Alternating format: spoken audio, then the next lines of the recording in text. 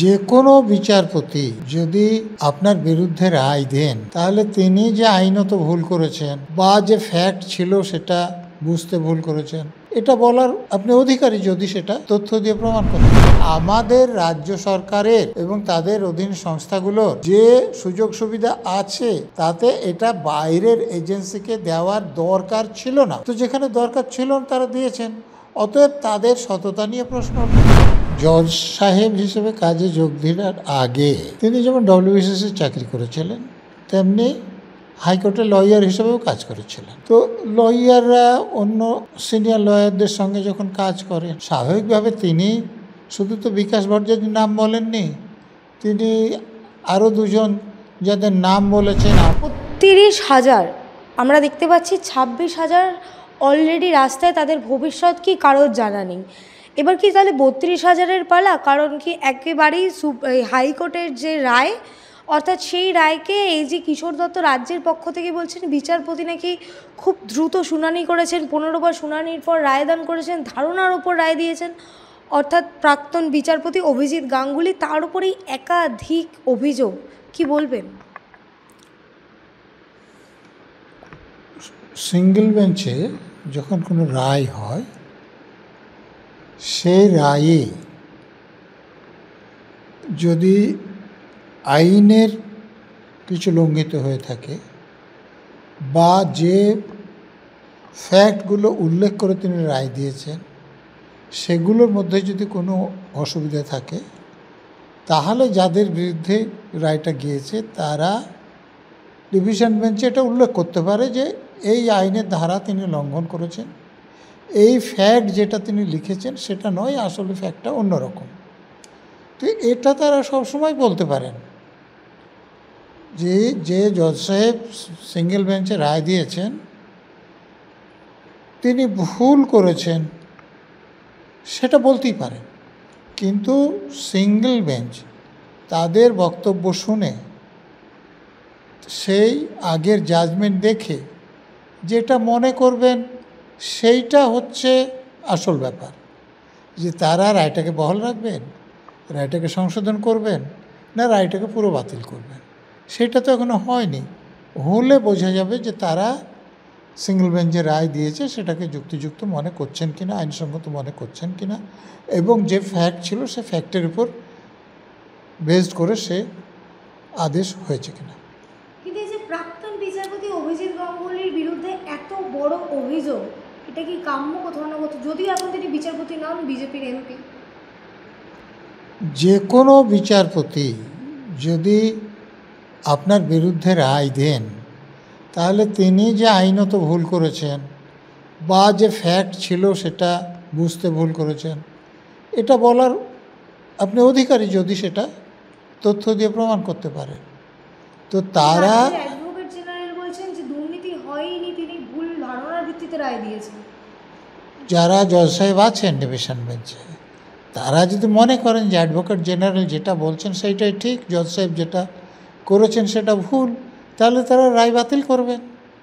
কিন্তু তারা যদি বোঝেন যে অ্যাডভোকেট জেনারেল বলছেন সেটাতে সারবত্তা নেই, জজ সাহেব যেটা করেছেন সেটাই ঠিক আছে, তাহলে রায় বহাল থাকবে। কিন্তু একেবারে বিচারপতি সেখানে প্রশ্ন তুলছেন যে আপনি তো সেখানে পার্টি ছিলেন, তাহলে তখন কিছু সওয়াল করেননি কেন? বিচারপতি তো ঠিকই প্রশ্ন তুলছে। সিঙ্গেল বেঞ্চে যখন আপনার এটা বলার সুযোগ ছিল তো আপনি যদি না বলেন তাহলে ডিভিশন বেঞ্চে বলছেন কেন? তো সেটা খুব যুক্তিপূর্ণ কথা। কিন্তু একেবারে ৩২,০০০ মামলায় আমরা যেমনটা দেখতে পাচ্ছি, আমরা জানি অ্যাপটিটিউড টেস্ট নেওয়া হয়নি। সেখানে রাজ্যের অ্যাডভোকেট জেনারেল কিশোর দত্ত বলছেন সেটা নাকি সত্য নয়। দেখুন, তিনি বলতেই পারেন রাজ্যের পক্ষে, কিন্তু সত্য কি সত্য নয় সেটা তো সাক্ষীদের উপর নির্ভর করবে। সে সাক্ষী ওরাল এভিডেন্সের উপর হতে পারে, সে সাক্ষী ডকুমেন্টারি এভিডেন্সের উপর হতে পারে। তো সেই সাক্ষ্য যদি প্রমাণ করে যে সত্যি নেওয়া হয়নি তাহলে সেইটাই গৃহীত হবে। যদি জজ সাহেব যেটা বলেছেন সরকার পক্ষ প্রমাণ করতে পারেন যে জজ সাহেব ঠিক বলেননি, তাহলে সেটা বাতিল হবে। কিন্তু এই যে অভিজিৎ গাঙ্গুলির বিরুদ্ধে এত বড় অভিযোগ, বিভিন্ন জায়গায় একটি প্রশ্ন হচ্ছে যে তিনি একটি ইন্টারভিউতে বলেছিলেন যে তিনজন দ্বারা অনুপ্রাণিত হয়েছেন, সেইখানে বিকাশ রঞ্জন ভট্টাচার্যের নাম ছিল, সেই নিয়ে একাধিক জলগোলা হচ্ছে। দেখুন, আমার মনে হচ্ছে এই ব্যাপারটা কিছু ভুল হচ্ছে। দেখুন, জজ সাহেব হিসেবে কাজে যোগ দেওয়ার আগে তিনি যেমন ডব্লিউবিসিএসে চাকরি করেছিলেন, তেমনি হাইকোর্টের লয়ার হিসেবেও কাজ করেছিলেন। তো লয়াররা অন্য সিনিয়র লয়ারদের সঙ্গে যখন কাজ করেন, স্বাভাবিকভাবে তিনি শুধু তো বিকাশ ভট্টাচার্যের নাম বলেননি, তিনি আরও দুজন যাদের নাম বলেছেন, আমার যতদূর জানা আছে দুজনেই অ্যাডভোকেট জেনারেল ছিলেন এ রাজ্যের। তো তাহলে অ্যাডভোকেট জেনারেলরা যেভাবে কেস আর্গুমেন্ট করেছেন বা অন্য ডকুমেন্ট বা সাক্ষী উপস্থাপিত করেছেন তার সামনে বা তার পাশে থেকে বা তাদের সঙ্গে থেকে, তার দ্বারা তিনি কাজ শিখতেই পারেন। তখন তিনি অ্যাডভোকেট ছিলেন। কিন্তু যখন তিনি জজ সাহেব হিসেবে হচ্ছেন, তখন জজ সাহেব, ও যার কাছেই কাজ শিখুক বা না শিখুক, এতে কিছু যায় আসে না। কিন্তু প্রাইমারি নিয়ে আরও যে একটি অভিযোগ হচ্ছে, যেটা হচ্ছে ওএমআরশিপ মূল্যায়নের জন্য বাইরের সংস্থা কেন? বাইরের সংস্থা কেন দেওয়া হয়েছিল সেটা যারা দিয়েছিলেন তারা ভালো বলতে পারবেন। তবে এরকম হতে পারে যে যেহেতু আমাদের নিয়োগে প্রচুর দুর্নীতি হয়েছে, যে সেই বাইরের সংস্থায় যে লোকগুলো ছিল তাদের মাধ্যমে এই টাকা আদায় করে চাকরি দেওয়াতে সুবিধা হবে, এরকম কিছু কারণ থাকতে পারে। কিন্তু এটা কি সেই আইনের কথা বলে? আর কি মুখ্যমন্ত্রী তো বারংবার বলেন তিনি আইন মেনে কাজ করেন। না, আপনার একটা কাজ আপনি যদি স্বচ্ছতার সঙ্গে করুন, তাহলে বাইরের কোনো এজেন্সিকে দিয়েও যদি স্বচ্ছতার সঙ্গে সেটা করে থাকেন, তাহলে সেটা নিয়ে কেউ আপত্তি তুলবে না। কিন্তু যদি আপনার যে ইনহাউস ফ্যাসিলিটি আছে সেখানে আপনি এই কাজটা করতে পারেন, তা সত্ত্বেও তিনি বাইরের এজেন্সিকে দিচ্ছেন, এটাতে প্রশ্ন ওঠে। আমার যতটুকু মনে পড়ছে যে আমাদের রাজ্য সরকারের এবং তাদের অধীন সংস্থাগুলোর যে সুযোগ সুবিধা আছে তাতে এটা বাইরের এজেন্সিকে দেওয়ার দরকার ছিল না। তো যেখানে দরকার ছিল না তারা দিয়েছেন, অতএব তাদের সততা নিয়ে প্রশ্ন উঠবে। প্রাথমিক শিক্ষা পর্ষদ থেকে কোর্টে জানানো হয় যে প্যানেল নাকি পাবলিশ করা হয়েছে, তাহলে সেই প্যানেল কোথায়? না, প্যানেল যারা পাবলিশ করেছেন, প্যানেল কোথায় তারা বলতে পারবেন, অন্য কেউ তো বলতে পারবেন না।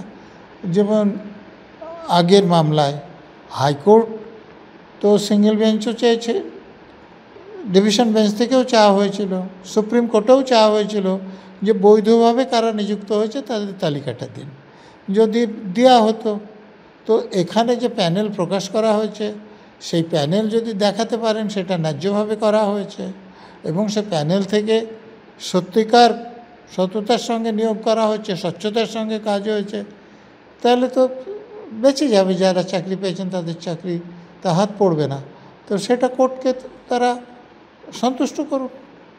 স্যার, এর আগের শুনানিতেও বলুন কিংবা এই শুনানিতেও আমরা দেখতে পেলাম রাজ্যের পক্ষ থেকে বারংবার বলা হচ্ছে যে দুর্নীতি নাকি হয়ই। দুর্নীতি হয়ই, এটা কী কথা? মানে সরকার কাজ করছে, সেখানে যদি দুর্নীতি হয়, যিনি দুর্নীতি করছেন তার সাজা হতে হবে। এমন নয় যে দুর্নীতি হয় অতএব ছেড়ে দিতে হবে। আইন খুব পরিষ্কার, সরকারি যে পদে যিনি আছেন তিনি যদি দুর্নীতি করেন তাকে সাজা দিতে হবে এবং সাজা হলে সে পদ তার থাকবে না, জেল খাটতে হতে পারে। স্যার, একেবারে অন্য প্রসঙ্গে আসবে, সৌগত রায় তিনি তৃণমূল সাংসদ, তিনি একেবারে দাবি করছেন যে লক্ষ্মীর ভাণ্ডার পাচ্ছেন, কন্যাশ্রী পাচ্ছেন, শিক্ষাশ্রী হচ্ছে, শিক্ষা নিয়ে দুর্নীতিটা নাকি বড় ইম্প্যাক্ট ফেলবে না। তাহলে 26,000-এর ভবিষ্যৎ অনিশ্চিত, তারা রাস্তায়, এটা ইম্প্যাক্ট না? দেখুন, ভোটারদের মধ্যে প্রভাব পড়া আর ভোটের ফলের ওপর প্রভাব পড়া আলাদা। যদি স্বচ্ছভাবে ভোট হয়, অবাধ ভোট হয়, ভোটার যাকে ভোট দিতে চাইছে তাকে ভোট দিতে পারে, তাহলে প্রভাব পড়বে।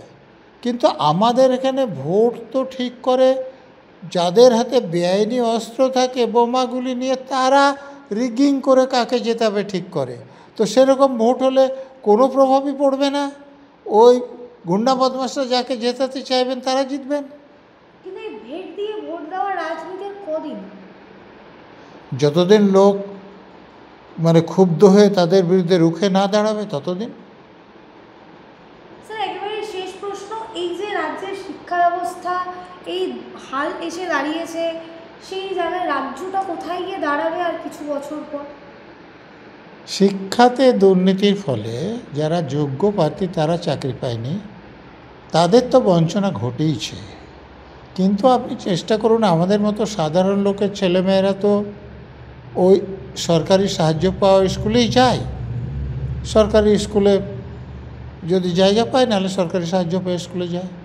তো সেখানে যদি এমন মাস্টারমশাই তাকে অঙ্ক করান যিনি নিজে অঙ্ক জানেন না, বা এমন মাস্টারমশাই যদি বাংলা পড়ান যিনি নিজে বাংলা জানেন না, এমন মাস্টারমশাই যদি ভূগোল পড়ান যিনি নিজে ভূগোল জানেন না, তাহলে তাদের অবস্থা কী হবে সেটা চিন্তা করুন। আমাদের ছেলেমেয়েদের ভবিষ্যৎ নষ্ট করে দেওয়া হচ্ছে এই শিক্ষা দুর্নীতির মাধ্যমে, অযোগ্য লোকদের শিক্ষক।